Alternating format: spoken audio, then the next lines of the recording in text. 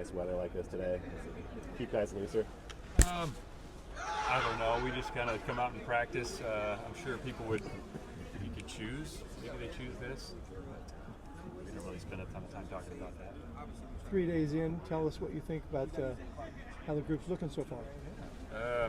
Well, the third day means we get to put on shoulder pads, which is welcome because the spiders, the helmets and the spider pads, it's we work what we call ghost tempo, which is not throwing blocks, try not to contest the ball in the air, so we keep everybody on their feet. Today there's more collisions, shoulder pads are on, contested balls. So it's more real football because the stuff the first 2 days, a lot of line of sign, technique, which we still need, but the physical part of the game's not the same. So that ramped up today. There's a lot of variables because we got our third install in. So defense has got more calls, offense has got more calls. So inevitably there's some mistakes being made on identification. So we've got to be better there. And now it starts to set in where the volume picks up. There's 3 practices in a row, so the stamina is going to show up. And we need guys to continue to grow and get better throughout spring, not just the first 3 days. Who or what have you seen that you like? That's maybe a surprise or just great energy, big energy, running. I think guys the pace is very good. They're into practice. There's not a lot of times where we have to remind the guy to get the call, or I think they're very engaged. That's probably the word I'm looking for. Players that are jumping off the. There'd be a number of guys in the first 3 days that have made some good plays. I don't know if there's one player or position that I would say has stood above the rest. Certain groups, Cade Ulave always does what Cade does, so he flashes, of course. It's the DB group, it's a lot of new faces in there. Offense, I think the receivers made some contested catches today, which is something we've really emphasized. QBs are doing a good job, running backs, O-lines. Jack always seems to catch every ball, so he shows up. What do you expect out of Cade? Third year now, he's been around a little bit. He's kind of the veteran in the room now. Yeah, Cade's a very, very good football player. He's got a demeanor fit for football, and I expect him to have a great season. Cade's an excellent player. Is there anything he'll add to what he can do? Well, I think just the experience of being in your third year in the system, his comfort level. He has he's got very good instincts for the game. And now there's, it's the nuances of playing that position and playing defense that I think those little nuggets that you can pick up that allow him to play that much faster, and he plays fast as it is. He's an explosive player, so it's all the little things at this stage.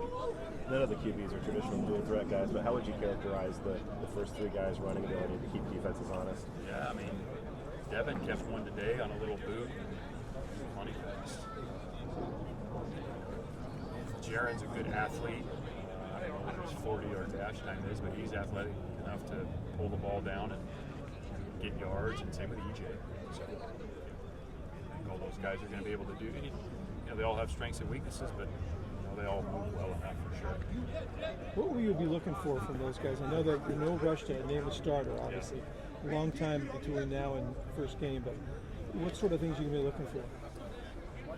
Comfort within the offense, running the offense, getting the ball to the right places at the right time. It's all efficiency.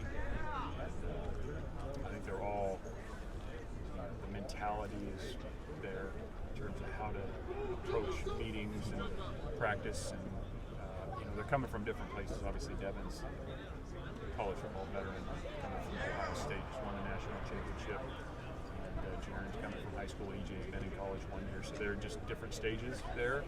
But I think they all have the demeanor, and then it's just about, like I said, the mastery of the offensive communication. It's all the intangible quarterback things, and then it's the tangibles of delivering the ball where it needs to go, when it needs to go. What are you seeing out of the cohesion in the offensive line so far through 3 days? A work in progress. I think but you could say that about any position group, even like defensive backs and D-line. And anytime there's changes, it's a work in progress. We'll continue to build that throughout spring, and it'll take summer and fall camp as well. fair to say the coaching eye sort of brings an edge to that room? Yeah, and there's definitely more competition. It's a very intense room. Go down and watch individual drills. You're going to notice the intensity in that group, and he's very, very demanding, which is exactly what they need and want, and what we want. What's your timetable on hiring a DC? How's that coming out?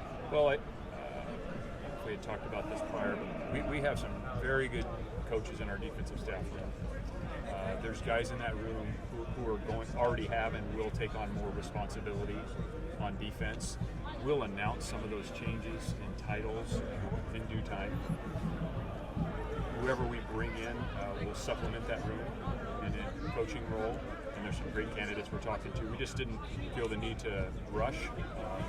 Every room's accounted for now, and as I mentioned, the guys that have been in there's some very good football coaches who are ready and will take on more responsibility. Is this something you may not have done until after spring ball ends? Well, we'll announce. I mean, we're already functioning in terms of scripting practice. There's guys that have taken on different roles there, installation process. It's really just kind of announcing it. And there's, as I mentioned, there's some guys we're talking to who will supplement that room. And But you will have a defensive coordinator, yeah, per se? yes, Yeah. yeah, Making sure I understood. yes. Now it could be one person, it could be split. Devin seems to play with the type of confidence that you're talking about. What do you see as kind of his greatest assets as he comes into, First joining thing the that program? jumps out is maturity. He's a very mature guy. Mature person. You talk to him, and when you're talking football with him, he's been around it a long time. You can tell he's been coached very well. He speaks. When you're talking scheme with him, he's a really intelligent guy.